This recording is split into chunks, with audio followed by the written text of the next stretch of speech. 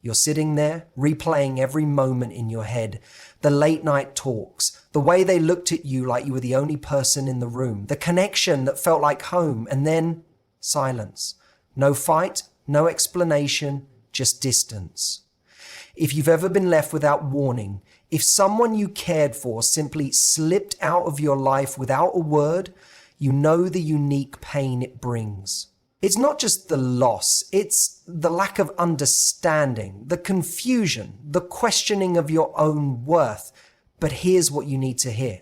This isn't a reflection of your value. It's a reflection of their emotional availability. People with avoidant tendencies don't necessarily plan to leave, but they do plan to avoid vulnerability, avoid intimacy, avoid feeling out of control. So when things start getting real, when it's no longer light and easy, when your presence starts meaning more, that's when the silent retreat begins. It's not because you did something wrong, it's because staying meant facing parts of themselves they weren't ready to confront. But silence, that's not kindness. And disappearing without communication, that's not emotional maturity. You deserve someone who can show up when things get real, who can have uncomfortable conversations, who doesn't disappear when love requires effort. So don't chase silence. Don't romanticize someone's absence. And most of all, don't make their exit the story of your worth. Sometimes closure isn't something they give you. It's something you give yourself. While they may crave connection on one level, the reality of intimacy triggers fears they can't always articulate. When things start to get deep, when real emotions surface and vulnerability becomes a requirement, they often retreat. Not because the relationship isn't real or because you did something wrong, but because emotional depth feels unsafe to them. This is something that usually starts long before you ever entered the picture. Their emotional walls were built brick by brick, often in childhood or from previous experiences where closeness was met with hurt or rejection. To protect themselves, they learned to disengage before things get too intimate. So when they walk away, it's often not premeditated cruelty, it's emotional self-preservation. But understanding why they do it doesn't make the pain any less real. It simply helps you stop blaming yourself for behavior you never caused and couldn't control. Think about it. If someone can't sit with their own vulnerability, how can they truly sit with yours?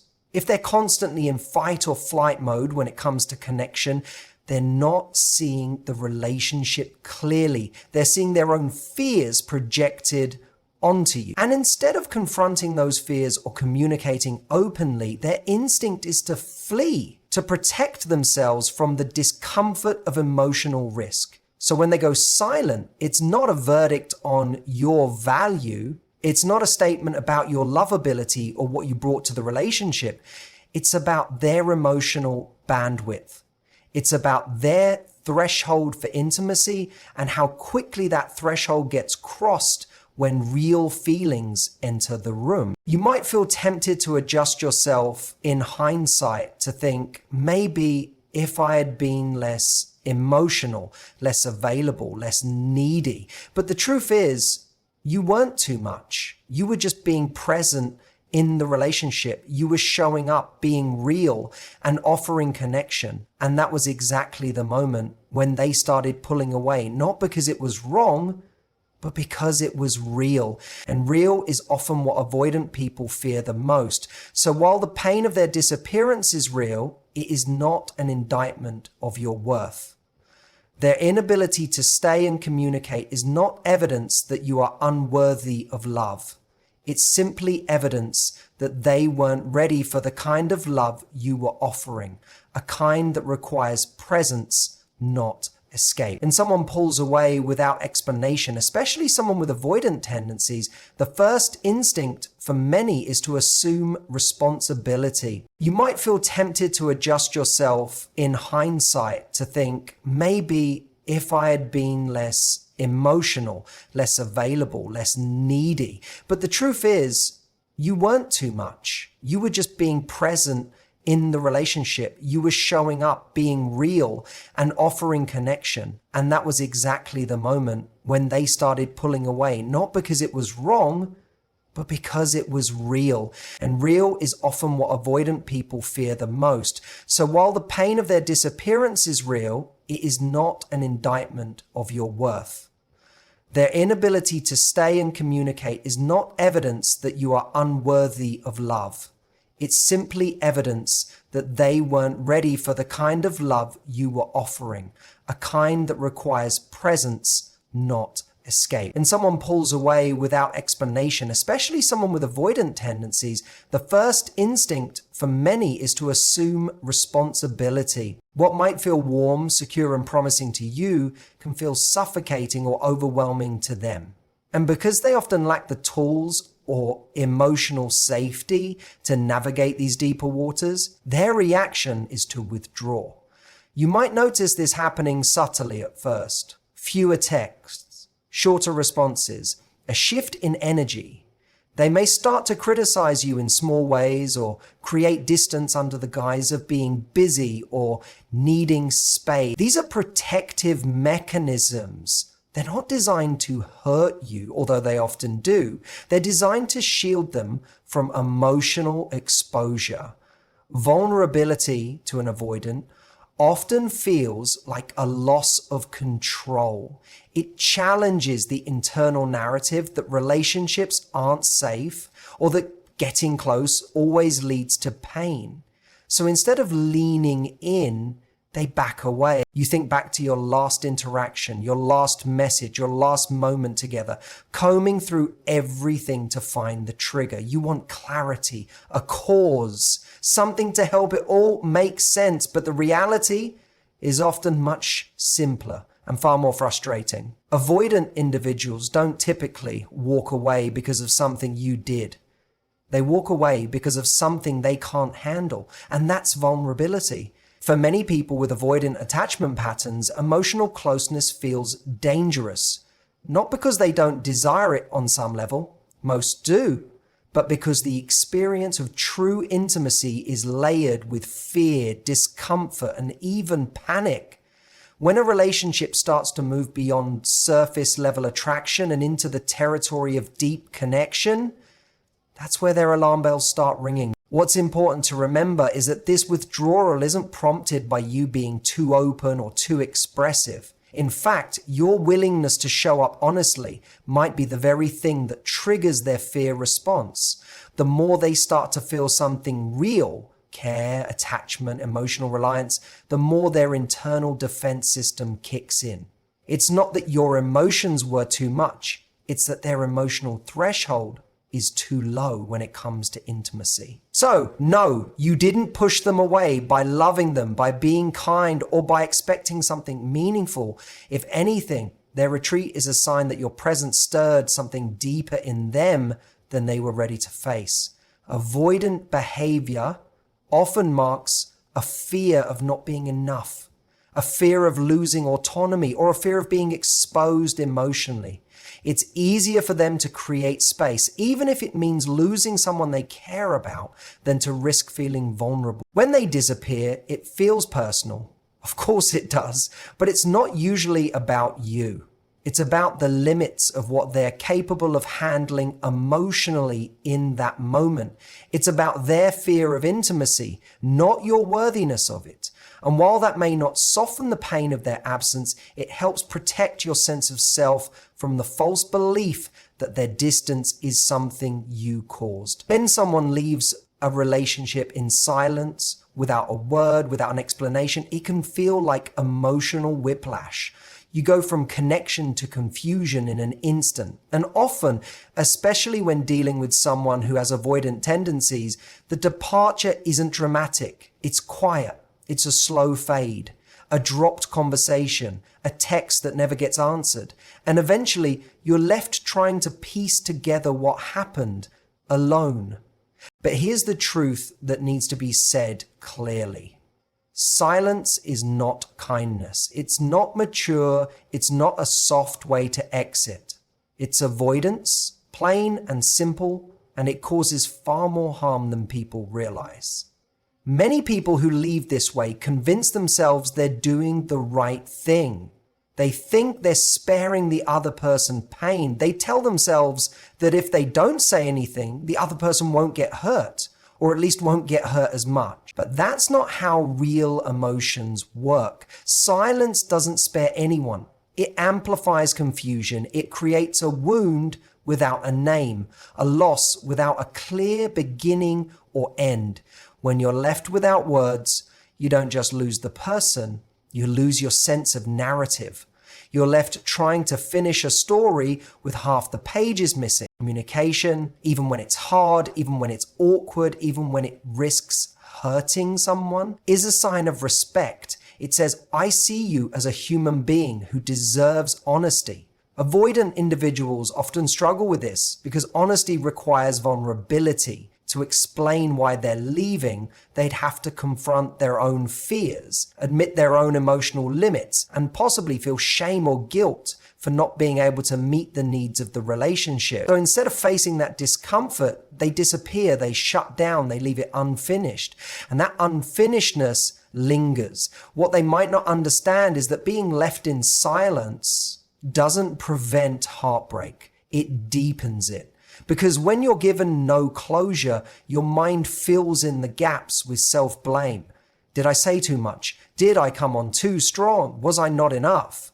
Silence becomes a mirror for your insecurities. And over time, it erodes trust, not just in them, but in people in general. It makes you wary of connection, hesitant to open up, scared that at any moment someone could walk out again with no explanation at all. Mature love isn't about perfection. It's about responsibility. It's about facing the discomfort of truth and choosing clarity over ease. Saying, I'm not ready, or I don't see this working, or even I care but I need space. Those are hard conversations, but they're human. They allow the other person to process, to grieve, to understand. Silence offers none of that. It leaves the person stranded in uncertainty, forced to guess at what they did wrong, and often carrying emotional weight that was never theirs to begin with. To walk away silently is not a harmless exit strategy. It is a choice to prioritize comfort over compassion,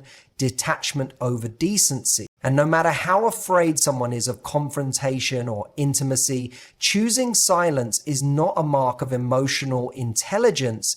It's a sign of emotional avoidance. Being in a relationship with someone who avoids emotional intimacy can feel like trying to build a home on sand. At first, it might seem stable. There's chemistry, laughter, even connection.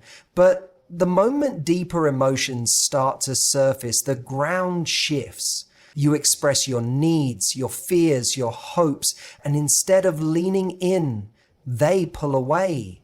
They get quiet, distant, uncomfortable. You may start questioning whether you're asking for too much or being too emotional. But needing connection and emotional presence isn't asking too much. It's asking for the bare minimum in a healthy relationship. You deserve someone who can show up, especially when it's hard. Relationships aren't sustained by just good times and fun moments. They're strengthened in the uncomfortable spaces where misunderstandings arise, when vulnerability is required, when past wounds are triggered and healing must begin. A partner who avoids those moments isn't just avoiding discomfort, they're avoiding you, because the real you isn't just the smiling, easygoing version they enjoy when things are light. The real you includes your feelings, your fears, your truths, and that version of you deserves to be met with empathy, not distance. When someone continually dodges emotional conversations or becomes defensive the moment you express hurt, it's not a sign that you're too needy. It's a sign that they lack the emotional maturity or tools to engage in a relationship that demands growth and openness. Emotional intimacy requires effort, not in grand gestures, but in the willingness to sit in discomfort without running, in being present even when the conversation is hard, in choosing to stay, talk, listen, and understand, even when it feels vulnerable to do so. Avoidant behavior often masks an internal fear of being engulfed or losing control. For those with these tendencies, closeness feels like a threat rather than a gift. But no relationship can thrive without closeness. Without the ability to say, "This is how I feel," and to have your partner respond with, "I hear you." You deserve someone who doesn't flinch when the relationship requires depth. Someone who doesn't shut down when your emotions rise to the surface. Think about what it actually means to be a partner. A true partner doesn't disappear when your emotional world opens up. They step into it with you, not because they have all the answers, but because they care enough to try. That's the difference. It's not about having perfect communication skills or never getting uncomfortable. It's about the willingness to work through the discomfort together. When someone backs away every time emotions get real, you end up carrying the entire emotional weight of the relationship. You're left doing the work for both of you, trying to keep the connection alive without any real support. That's not love.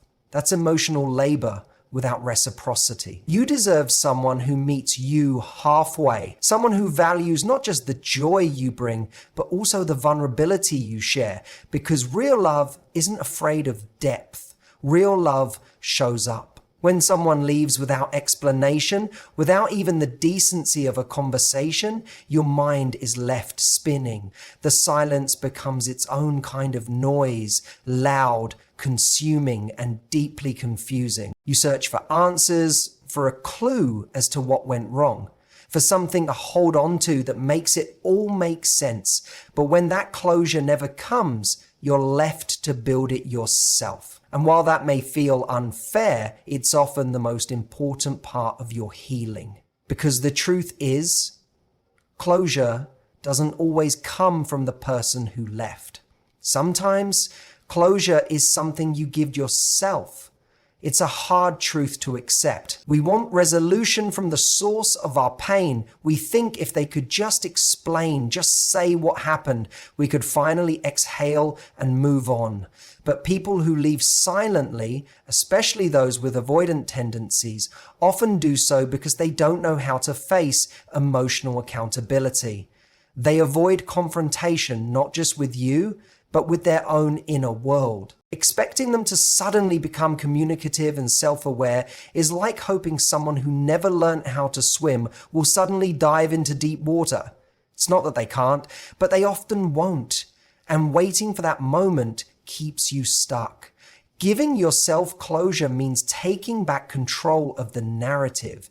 It means deciding that your peace is more important than waiting for an answer that may never come. It's choosing to trust your experience instead of doubting it because someone else refused to validate it. You were there. You felt what you felt. The connection was real for you, and that matters, regardless of how the other person chose to exit. Their silence doesn't erase your truth. You may be tempted to overanalyze, to read between lines that were never even written. That's normal. But at some point, you have to stop asking why they disappeared and start asking why you're still giving energy to someone who chose not to give you clarity. Closure doesn't mean you understand everything. It means you've accepted that you don't need to in order to move forward. It's the decision to protect your energy, to honor your emotions, and to stop waiting for someone else to give you permission to heal. You are not defined by the way someone else left you. You're defined by how you choose to respond to it, by how you pick yourself up, by how you decide that your worth is not diminished just because someone else couldn't see it or was too afraid to stay close to it. The truth is, some people leave not because you weren't enough, but because you were more than they were prepared to handle. That has nothing to do with your value and everything to do with their readiness. So you give yourself closure. You choose to release the need for their words and instead focus on your own. You write your own ending, not one where you are left behind and broken, but one where you rise with clarity, dignity, and the kind of peace that no one else has the power to take away.